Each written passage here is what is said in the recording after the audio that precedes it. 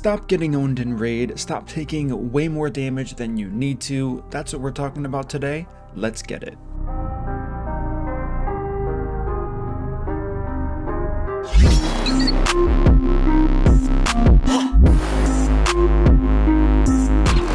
What up team, it's MurderInc here, back again with another Raid Shadow Legends video. Today we're going to be talking about how to stop dying, how to stop wiping in content. Wherever you think you're hitting these progression walls, every single player is going to go through them over and over again throughout this game. How do we stop it? You can always go further. I mean, for the most part, there are some circumstances that may be unique to players, but for the most part, wherever you get stuck, you can go quite a bit further. So what I want to do today is I want to give you as much information as possible to help you get through those walls without needing to spend more money on shards, without having to farm more gear, just using the resources you have to your advantage here and gearing champions a little bit differently to get you through that content. So what do I want to do? How do I want to explain this? I want to use the champion Scion here. The great login reward champion Scion. So we have an attack based champion. I use this specifically. He has debuffs, so he needs accuracy, all of these things, but his base stats are very low. So how do I get someone like this to survive through content if he's a core part of my progression here? Now ideally I'd want to use a poisoner or someone along those lines. Those are the true progression champions for most players, but this is going to do because all of my poisoners are currently geared right now, and this guy's an epic and his base stats kind of reflect what I'm trying to go over here. So before I get into the gearing, I want to give you a couple of tips first before I start even showing you the specifics here. Tip number one, I already did a video on the law of 200. If you missed that video, you need to go and watch it. It's very important. I figured out that for all content besides Doom Tower, 200 speed is like what you need on everybody. Yes, that's going to be hard for a lot of accounts here, but as far as clearing the whole game, I'm not talking about if you're struggling with stage, I don't know, 10 Dragon, I don't expect you to have 200 speed on everybody. That would be ridiculous. But what I am saying is speed matters a ton. You want to make sure all of your champions are significantly faster than the enemies you're facing. And for PvE, they always use base speed. So 200 speed, you can kind of see the clear correlation here. Just looking at the base speed of this guy here, 102 base speed. What does 200 speed do? If you have any type of speed aura, turn meter booster, you're going twice when they're going once. As simple as that. So, I mean, that's not technically how the turn meter works, so don't look into that too much, but the concept is the same. Getting more turns means you're CCing more, you're healing if you have passive healing sets, all of this good stuff. As soon as I did that video, the comments filled up saying, I just progressed 3 more stages in dungeons by doing this. I just progressed 2 more faction war levels by doing this. I'm telling you, when I do takeovers, when I do account service, account work for people, I always use that rule that I made, the law of 200, and it's how I came up with it in the first place, because for some reason that number always works to get through the entire game, of course, like I said, besides the Doom Tower. So without further ado, the only final thing I want to talk about is HP over defense. If you're not aware of that by now, stacking health is the best survivability in the entire game, hands down. Defense has a very big diminishing return in this game, and you can hit it fairly quickly. So with that being said, how would I gear this guy? As a debuffer with as much damage as possible. Now keep in mind, of course, I know my gear is a certain way. Chill, don't freak out about it. So we're going to start here with going accuracy on the banner. That's of course going to be the first thing. HP percent, look at this brilliant piece. Listen, the gear is going to be a little bit suspect, I do get it, but regardless, forget about that. So as far as the neck goes, I don't care about crit damage. I am probably going to try to crit cap this guy, but survivability means too much. So if we look at the base stats of this guy, without the banner, he has 20,000 health, 1.4 thousand defense here. Now, of course, in reality, it's much lower, but with faction guardian bonus, Great Hall, arena tier bonus, all of these things, it's adding to what I can do for this guy. So on first glance here, defense is something that I probably want to look into here. So we're going to find a defense banner with accuracy. Bam, we found one right here. Next thing I want to do is find some type of HP or defense ring. I'm going to click on both of them, see which one is going to be the best for this champion here. I only have one rolled, but it is defense with double defense percent as well as HP percent, so we're already doing well. But one thing you're going to notice right away is the health's going up a lot more than the defense. This is fine, because this has to do with the champion's base stats overall. Now, if you're running something like a defense up buff, you can get away with ridiculously low defensive stats in your champions, and you're still going to be fine survivability wise. Now, of course, you can use other sets like stalwart gear to help you out. Lifesteal gear is a no-brainer, of course. Matter of fact, we can go the lifesteal route just for this guy. Maybe we can't, we don't have enough gear. Okay, so we only have 2 pieces here, so we're going to skip lifesteal for now. I don't believe I have any stats selected. No, I don't. So it's just that I have everything geared already. So what am I going to be looking for? Let's do it more mainstream. Accuracy is very close to where I need it to be for pretty much all content. So with that being said, I'm going to go for crit rate gloves here to get as much damage out of an attack based champion as I can. We do have one that's definitely above average here, so now we're at 75%. As far as the chest plate, I do want to go HP percent. We kind of just talked about that.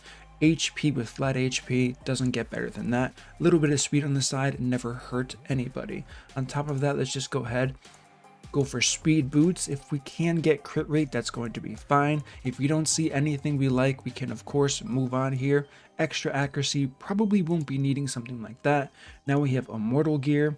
Anything with crit rate, HP percent, defense, we're not worried too much about offensive skills here, because the main purpose is going to be debuffing, not nuking. If I wanted to nuke, the build kind of just gets harder, and which is why if you're early game and mid game, you're not really trying to build these huge damage dealers per se right off the bat, because balancing survivability is much harder when your gear is significantly limited at that point.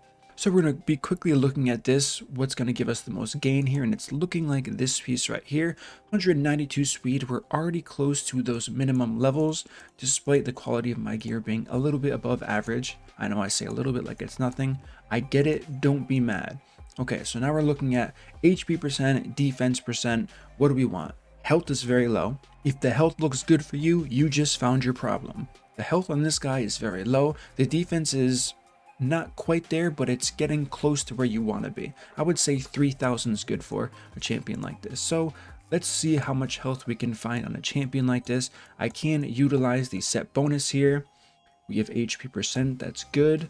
Defense percent, speed, HP. You know what, we're going to go with this one. It also has crit rate. Now we don't have to worry about crit rate. Our speed's perfect, game set match here. Now for the remaining 2 pieces, once again, health a little bit on the lower side as well as accuracy. So what we're going to do is we're going to swap in accuracy here and see what we can find. So the first thing that's jumping out to me is, like I said, we hit the speed requirement, we hit the crit rate. That's all said and done. Now, since we need some more HP, I am going to start looking for set bonuses to carry me here. Immortal is going to be ideal here. However, as we can see, I have no immortal helmet here, so the health is pretty much on par with where I want it to be. I can remove HP percent. Accuracy, of course, is going to be fine as well. If I can get away with extra crit damage, why not? He is an attack-based champion. And finally, defense percent. So this is the way I would recommend to kind of go through your gear if you have the opportunity to, and see if I can find anything in immortal. It looks like I still can't. The gear's probably equipped on somebody. Since speed is fine, let's just go ahead and get rid of speed here. And still no immortal gear with just defense percent. You hate to see it. Let's see if we have any helmets for that matter. And it looks like we do. Okay, we have 2 of them. Perfect. So we have HP, crit rate, crit damage, speed.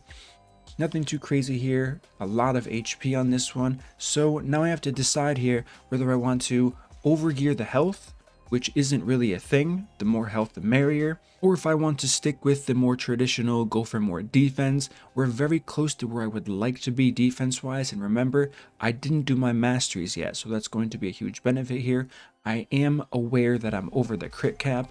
You don't really care about that for debuffers if you're at 120%, 115%. Yes, technically it is wasted stats, but don't get stuck into this huge I have to be 100% efficient all the time. It's just not realistic. Even with me, my account, my gear, I'm all the time finding champions. When they are fully built, they don't appear to be the most optimal that I can do. However, they really are. So if I'm having 120 crit rate, I know it's a crazy example, but all of the other stats match, it's fine. I'm not going to lose sleep over it just because I have 20 more crit rate than I should have overall. So this is something that I have seen people caught up on quite a bit here. So with that being said, this is going to be a really good build for someone like Cyan here. Looking at the total stats really quickly now that we added them in, 55,000 health, 2 thumbs up. Please remember this. This is for like an end game. And if you want to scale things down, it's going to be quite a bit harder, and the stats may seem ridiculous to you, but I'm telling you, they're not going to be ridiculous. Let's say if my end game build for Cyan is going to be 55,000 health. As you start going down in content progression, I would say if you're just reaching end game, you want to aim for about 47 to 48,000 health. Once you're in the full-fledged progression stage, I would not go below 40,000 health personally. If you're in the mid game, you want to be aiming for 30 to 35 all the time. If you can do that, you're going to notice your progression through the roof, I promise you. And then outside of that, if you're early game, it's hard to focus on things early game. I would say 20,000 health is the really good goal to say, okay, my champions are going to be able to survive crits if need be, and at least 2 to 3 hits from anything this game throws at me that matches my current progression level. So one added bonus I do want to talk about now that we kind of geared a champion here, I showed you the viability of survivability on an attack type champion. Some of you may be thinking to yourself, if you're already endgame murder, these stats are crazy low. Now, if you're thinking that, you're definitely correct. The reason why the stats are so low is because he's an attack-based champion. If I put this gear on someone like a war chief defense-based champion or an HP-based champion like Takeover from the Shadowkin factions, these stats would be, it would show you 90,000 health, it would show you 4,000 defense. The reason why I use an attack-based champion is because those are the champions that are going to be dying for most people. Now, if you're struggling with a champion with ally protection, the same exact thing applies. Try not to mind the 6-piece stone skin and the 3-piece reaction gear. It's fine. So this is what we're talking about here. If you're going to apply ally protection, just forget about defense. I'm telling you right now, forget about defense. The biggest thing for you is to make sure you have defense up on your team and then as much HP as possible. The more damage you can soak from players is key here. Don't try to mitigate all of it because, like I said, the diminishing returns for defense and mitigating damage is going to be significant. So things like strengthen, use that to your benefit. Things like Duchess's passive, any other passives that reduce damage taken incoming wise that doesn't have to do with stats. These are things you want to use, not the stats themselves. So until we see something in the game that gives you the opportunity to increase your health by 10%, increase your health by 15%, my opinion, that would be a really good defensive buff. Would it be too strong?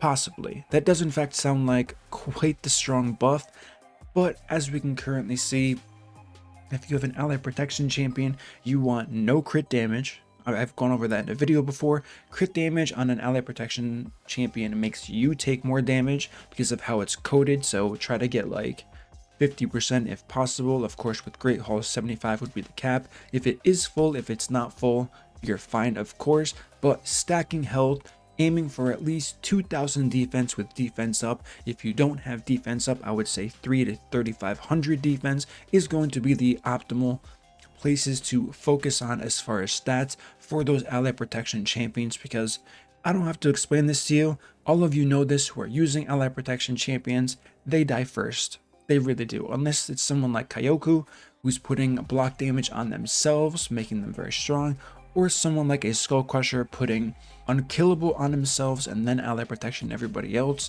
Those are kind of the cheat champions that can get away with a lot in this game. But outside of that, you notice that people like Jareg and other champions like Takeover, of course he does have a shield which helps, but they're dying first in all of progression. It's kind of the way the champions are built. They're like the sacrificial lamb.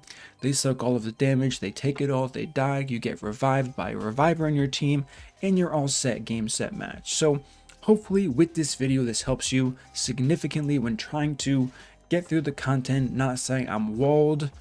This is terrible for me. I've been stuck on this stage forever. With this information, you should be able to take it, look at your account, look at your gear, see how your champions are geared from there. Do some tweaking if you do have the silver, and you're going to notice a significant change in everything you're doing from here on forward. Stages you might have gotten stuck on in the past, it's not going to be an issue anymore. So with that being said, that's going to conclude this video today. Don't forget, if you enjoyed this content, smash that like button, subscribe, turn the notification bell, and I will see you all in my next upload.